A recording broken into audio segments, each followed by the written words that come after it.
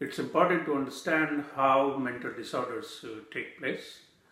There are four main stakeholders in this process. One is about brain maturation, which is affected by genes and generations. If there are people who have suffered from mental disorders or not, the quality of pregnancy, and several other factors. The second stakeholder is the childhood development and various adverse events which can take place during development in childhood.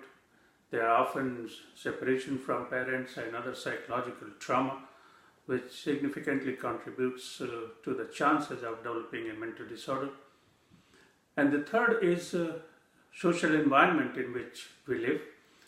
Many times the social environment is not conducive, it's highly stressful, and even when people grow, there are social factors, economic factors which contribute. For example, migration or economic loss. These factors adversely affect our mental health and very significantly contribute to the process how mental disorders develop.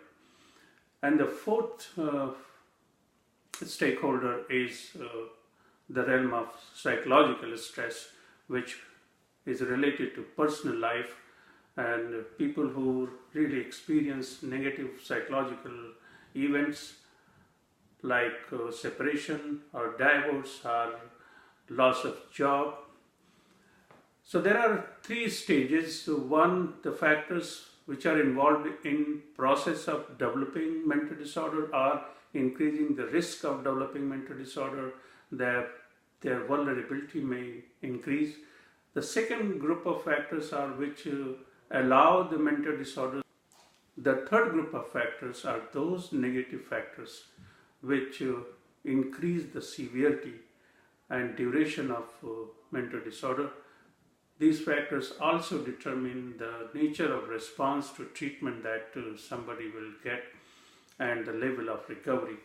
It's important to understand when I said that it is for life course, it is persistent for life. In fact, it is not the illness but the tendency and propensity of the illness which may persist. The trajectory or pathway how mental disorders develop and what are the social, biological, brain factors and psychological factors which contribute. In order to prevent these development of mental disorder, it's important to focus on these factors. For example, the childhood development and preventing children from adverse psychological and social stress is most important. Now, there are inherent capacity in the human being to protect against trauma, and out of these I would mention three or four. One is the social support, the second is the personal resiliency, the ability to cope and adapt, and the fourth is the determination and seeking treatment to maintain the recovery.